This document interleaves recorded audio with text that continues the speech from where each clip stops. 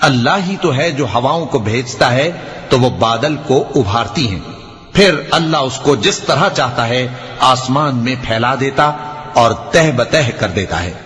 پھر تم دیکھتے ہو کہ اس کے بیچ میں سے بارش کی بوندیں نکلنے لگتی ہیں،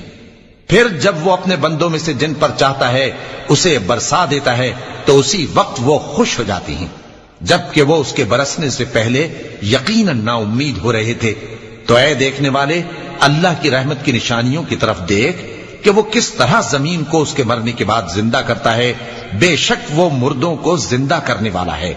اور وہ ہر چیز پر قادر ہے۔ اور اگر ہم ایسی ہوا بھیجیں کہ وہ اس کے سبب کھیتی کو دیکھیں کہ زرد ہو گئی ہے تو اس کے بعد وہ ناشکری کرنے لگ جائیں، تو تم مردوں کو بات نہیں سنا سکتے اور نہ بہروں کو جب وہ پیٹ پھیر کر لوٹ جائیں آواز سنا سکتے ہو، اور نہ اندھوں کو ان کی گمراہی سے نکال کر راہ راست پر لا سکتے ہو۔ تم تو انہی لوگوں کو سنا سکتے ہو جو ہماری آیتوں پر ایمان لاتے ہیں، سو وہی فرما بردار ہیں۔